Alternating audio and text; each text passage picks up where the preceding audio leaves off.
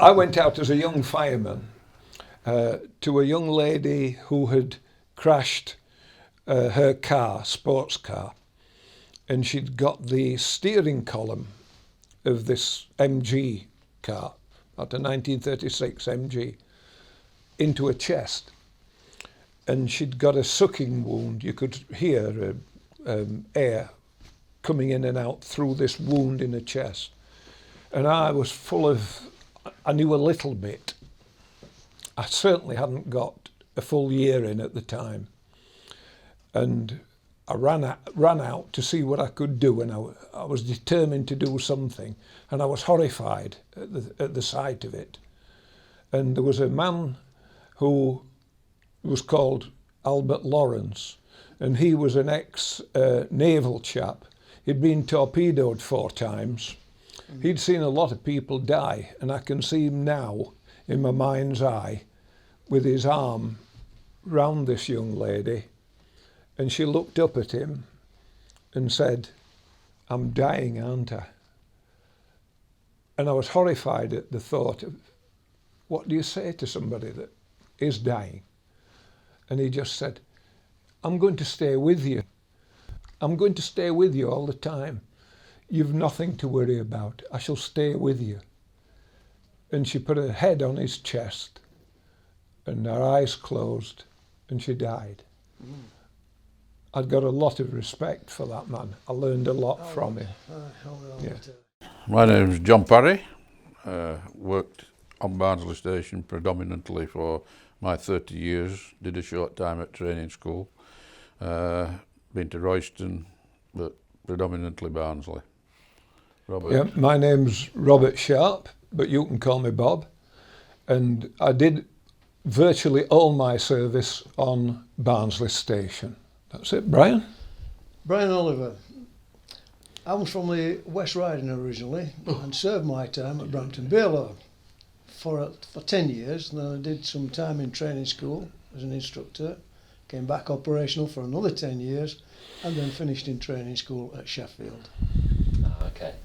So when did you all start in the fire service then? Well, you need to start really at the bottom end, don't you? Because I'm only the sprog. We'll start with you, Robert. Yeah.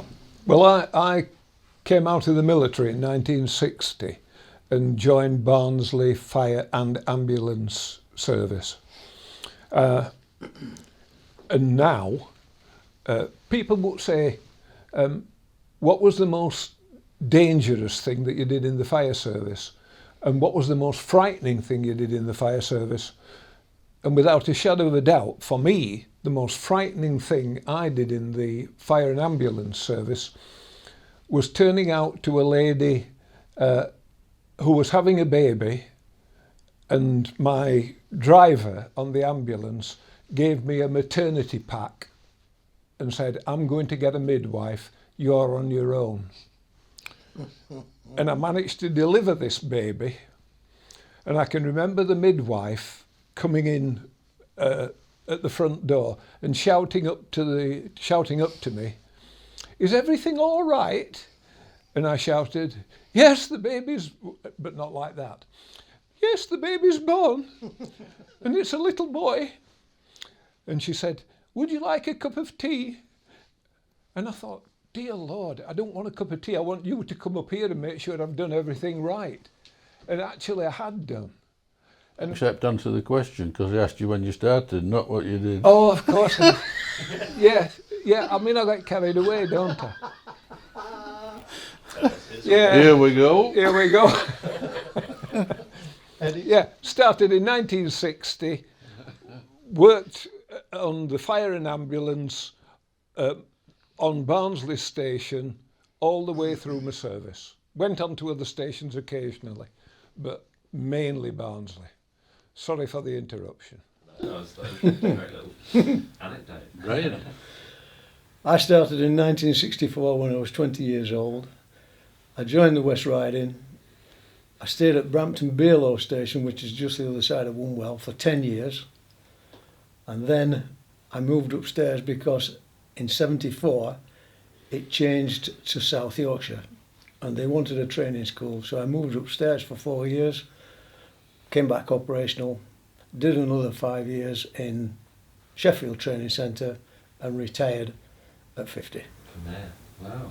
And I suppose when did you all meet? When did you first all? I joined 72 Barnsley Station, whereby I met Robert, and we've been firm friends for 50 odd years since that date. As I said earlier, I spent most of my time at Barnsley, although I did spells here and there.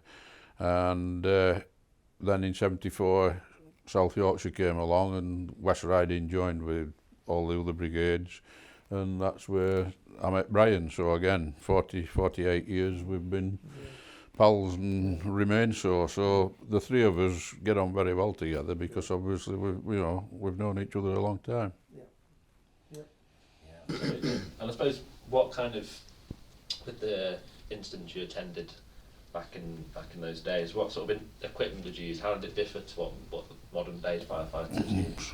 Barnsley being Barnsley, and I suppose South Yorkshire really, chimney fires were a real regular, weren't they? Predominant. Yeah. Chimney fires and chip pans, really. Yep. Chimney fires, we had appropriate equipment for getting up on a roof, a piece of equipment called a chimney hook, which was basically a pipe that bent over with holes in it, and you could open it up and put water down the chimney to extinguish any fire they might have. And of course chip pans were a favourite of the time. People going out the pub, still happens now I think to some degree, but not the same numbers, falling to sleep and whoops, here we go. I think we all did them, didn't we? Yeah. But we also found, I don't know how you found it, John, because you're more mainly town, but being more of a rural area, Brampton Beerlow, we had a lot of barn fires. Yeah. They did a lot of them as well as the chip pans and the chimney fires. But the equipment that they use now for chimney fires is totally different to what we had. We had a ladder and a roof ladder and a hose reel basically. That was it. Deal with them in a different way. I mean, I know that when we went into South Yorkshire, I occasionally went on another station as officer in charge on ex West Riding station, and the impression I got generally was that they didn't use that like we had a chimney branch that I've just explained. Your usual thing were put it out from the bottom and not from the top. But it depended really how severe it was. Because I remember a funny tale. I remember going out to Royston, and we turned out, I'm sure it was Darton, and that was a chimney fire, and the lads that were on the pump, I'll not mention names as we said earlier on, but they were adamant that they would put it out from the grate downstairs. So I says, right, because I'd said straight away, ladder off, up on the roof. No, we can do it anyway. I left him to it, and about 15 minutes after I said to him, come out here a minute. Well, why? I says, because you need to get a ladder up, and it was still bellowing from the chimney. So I got my way. Also, I mean, now it would be looked upon as dangerous equipment. We used to put up a 100-foot turntable ladder and fasten to the head of the ladder a thing called a Longworth line. And that had a harness on it.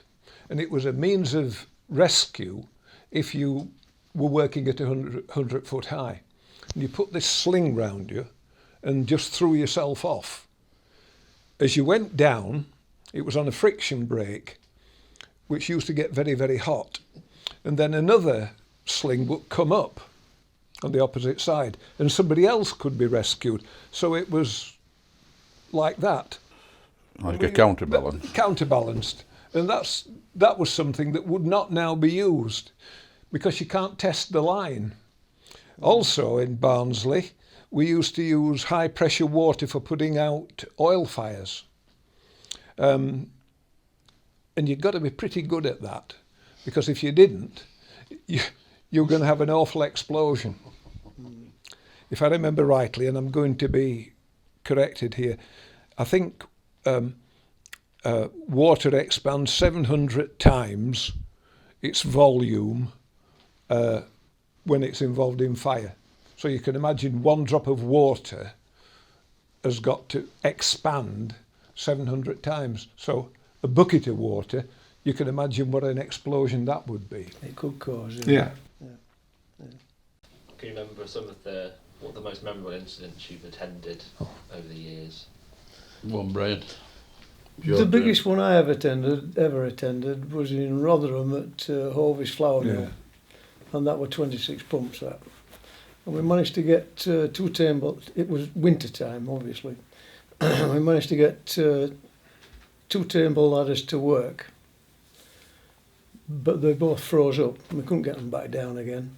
We had one bloke fall into the canal, accidentally, of course, and he had to be taken away because of exposure. But I do remember me personally being on top of an office that was used as a weighbridge area, and it had a flat roof and a slight raised parapet wall, and the pressure of the water that we were putting in moved us, because you couldn't hold your feet still because it was wet through underneath. Obviously it was frozen, so it was like a skating rink, and it used to move us, and as we got to the other side we'd kick off and go back down again.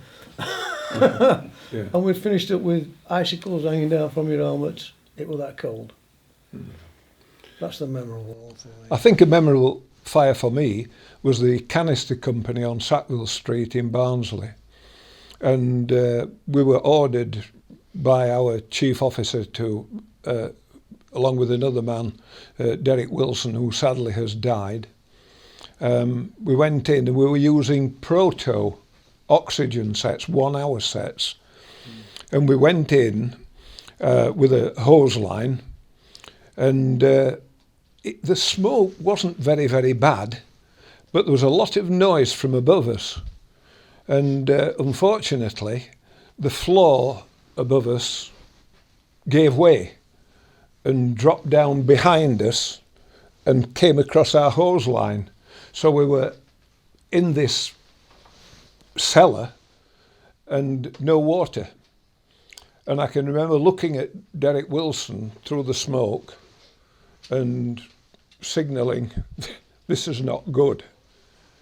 Fortunately, the pump operator outside who was providing us with water had noticed a differential in the pressures. And he alerted the officer in charge, and they sent in a rescue team. We didn't actually need the rescue team because we managed to get ourselves out, and but it was a hairy moment, and I can remember sitting for a few minutes outside this factory, and the chief officer said, "Oh, you're all right, you're okay, everything all right with you?" Yes sir, we're fine. Good, put another set on and get back in." So these sets, the proto set, oxygen set, was a 1 hour set. So Derek Wilson and I worked for 2 hours actually. We went in and did another stint and thoroughly enjoyed it. Yeah. I always think back to, and I think you were there, at Slazinger's when the naphthalene tanks overspilled. Yeah. We got it down locally, just down Mesbury Dyke, just to make tennis balls, Slazinger's. And unfortunately one of the operators had wrongly set about filling tanks which dissolved rubber.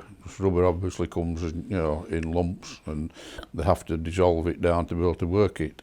And they used naphthalene and toluene, and the tank had flashed, so it had caught fire.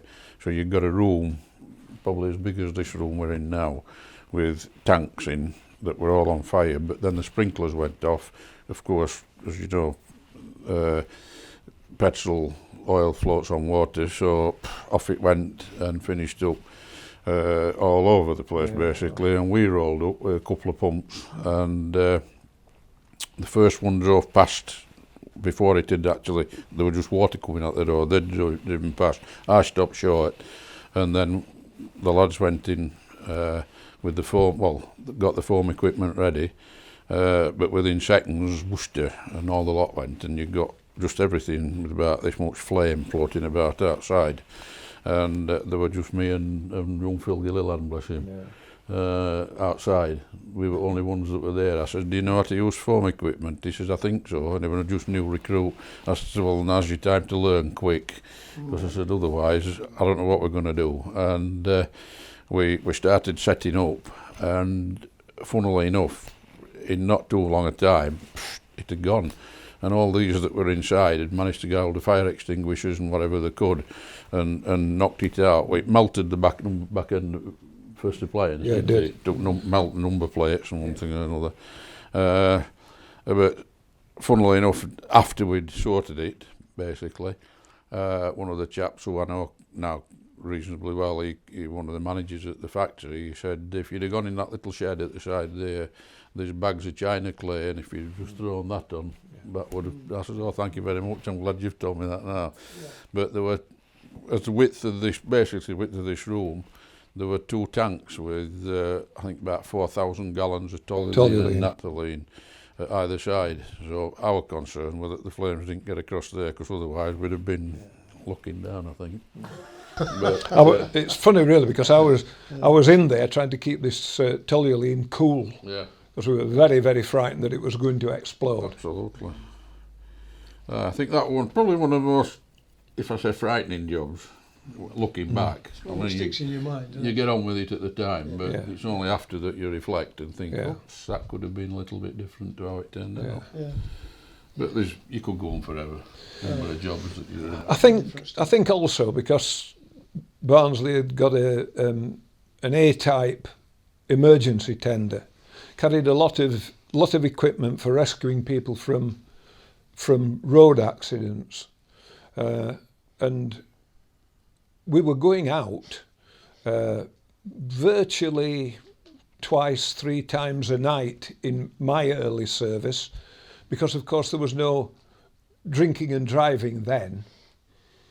Everybody did it, and we had more road accidents. Well, there's only you taking it sideways down Park Road, though. That's very true. On one icy night. It just happened to spin at Warren Quarry Lane and go sideways down Park Road. And we used to turn out, as I say, very, very frequently to very serious road accidents and cut people out of cars and lorries and the like. In fact, it's. I don't know whether I should tell you this story. But you're going to anyway. But I'm going to do anyway. It was a very. I went out as a young fireman to a young lady who had crashed her car, sports car, and she'd got the steering column of this MG car, about a 1936 MG, into a chest. And she'd got a sucking wound. You could hear air coming in and out through this wound in the chest. And I was I knew a little bit. I certainly hadn't got a full year in at the time. And I ran out to see what I could do, and I was determined to do something, and I was horrified at the sight of it. And there was a man who was called Albert Lawrence, and he was an ex-naval chap. He'd been torpedoed 4 times. He'd seen a lot of people die, and I can see him now in my mind's eye with his arm round this young lady, and she looked up at him and said, "I'm dying, aren't I?" And I was horrified at the thought of, what do you say to somebody that is dying? And he just said, "I'm going to stay with you. I'm going to stay with you all the time. You've nothing to worry about. I shall stay with you." And she put her head on his chest, and her eyes closed, and she died. I'd got a lot of respect for that man. I learned a lot from him. Yeah.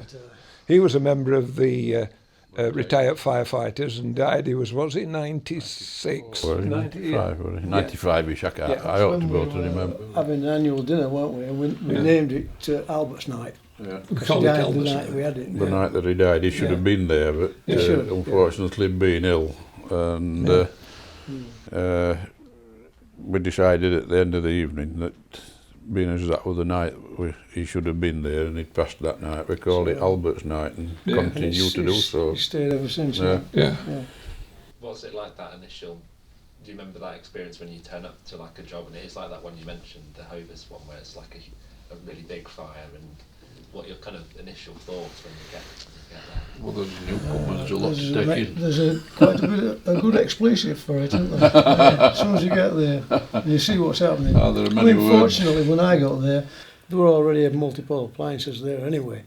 They wanted manpower, so we just did what we were told, and that was it. I mean, as a recruit, as a newcomer, as I remember, you don't stand back, but you look to. I looked to my dad here to tell me what to do, you know. But you relied on older brethren to point in the right direction, you know. Yeah, you did. Yeah. I haven't seen him. I remember going early doors to a job, and one of the leading fire, well, it turned out to be leading fireman, I went running up to the house as he did. I can't remember what the incident was. We sorted it, but afterwards he said, "Why did you go with nothing in your hands?" I said, "What do you mean?" I said, "If you take an axe or a line, a rope line, or any bit of equipment," he says, "it'll save you coming back for it maybe if you need it." He says, "So always remember, don't go running off without anything in your hand," which was a good bit of advice, really. Yeah. I think one of the things that sticks in my mind, it came home to me. I was sitting out on the flat roof of the old fire station, looking out over Barnsley. It was a lovely evening, and I was on my own, and I thought, well, there are 17 blokes on duty tonight, and we're responsible for all these people. And that makes you think you've got to get things right, because it's your responsibility to make anybody that is in trouble, you've got to help them, and that's part of the ethic of the fire service. Yeah, but these getting things right, that's the idea behind going on drill. Yeah. To make sure you get things Yeah. right on the fire ground. Yeah. And if you make mistakes there, Yeah. learn from it. Yeah. Don't do it again.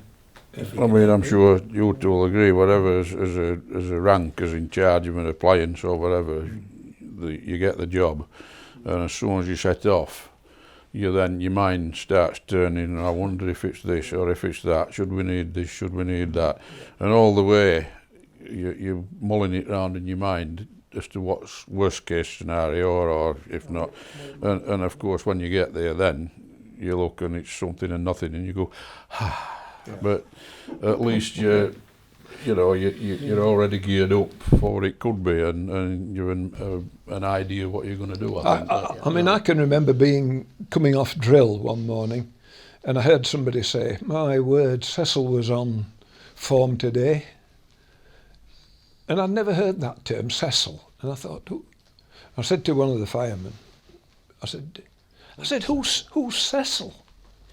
And he said, "You are." And I said, "Cecil, where's that come from?" He says, "Well, Cecil B. DeMilne, you don't do drills, you just do epics."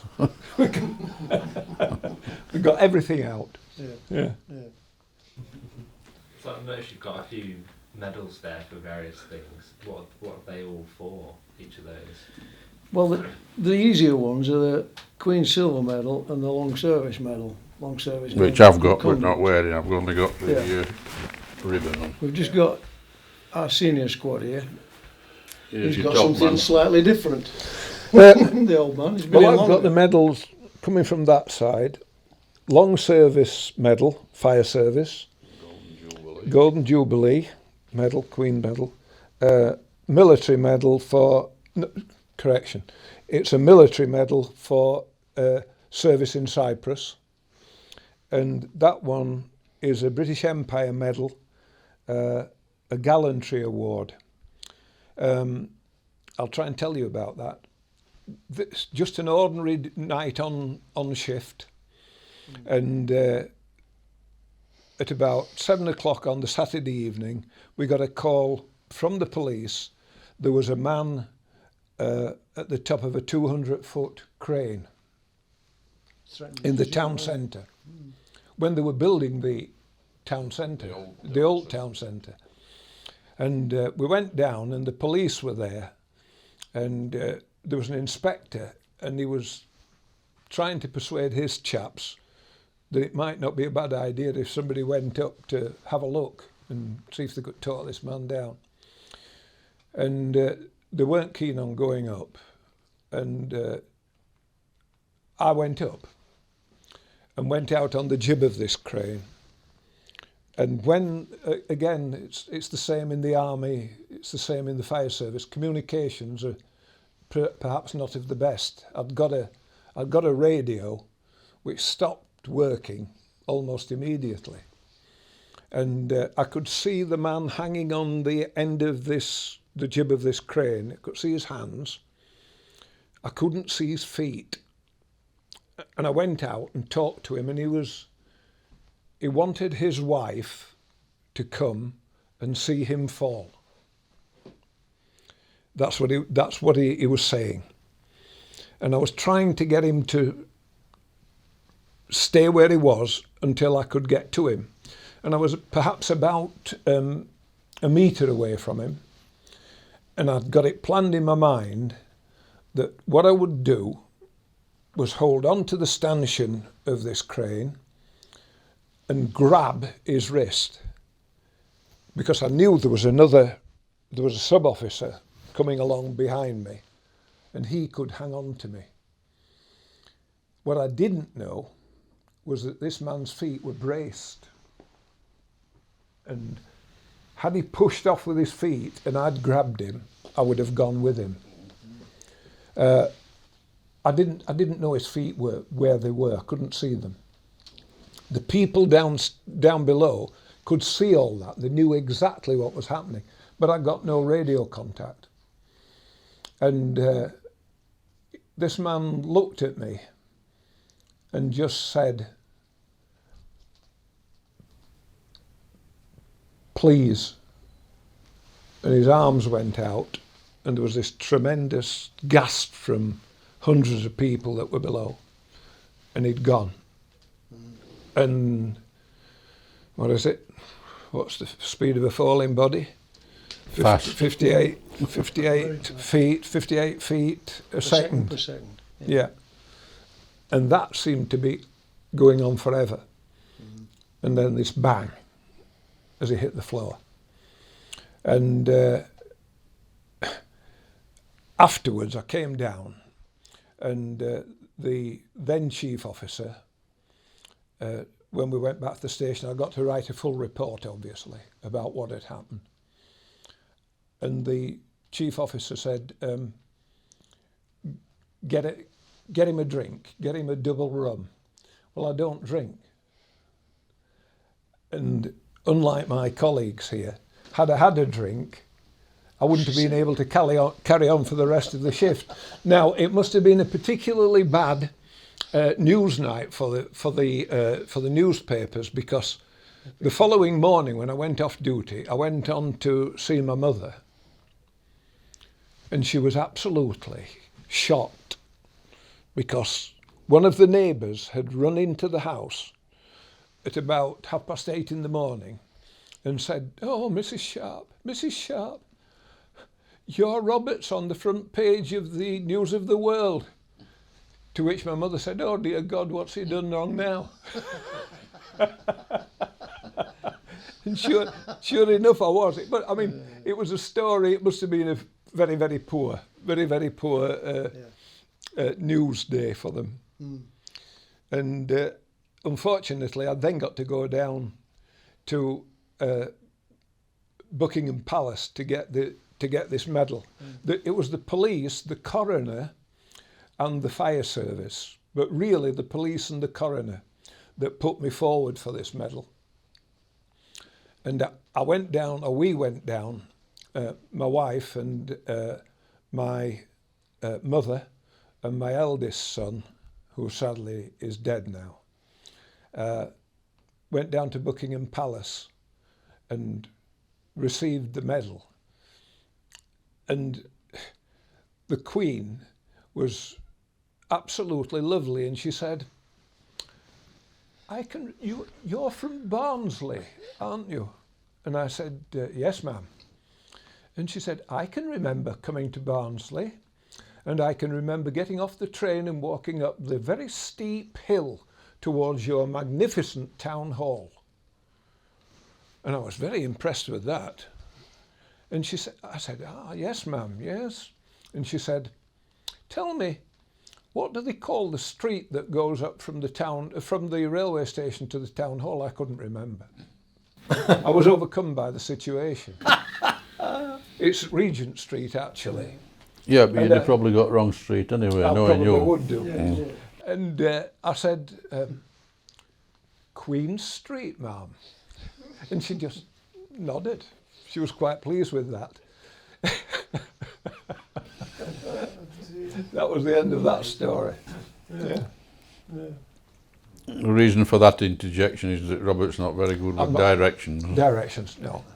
I can get lost anywhere. As we've discovered on numbers. Yeah. Unless I've got a compass and a map, no good at all.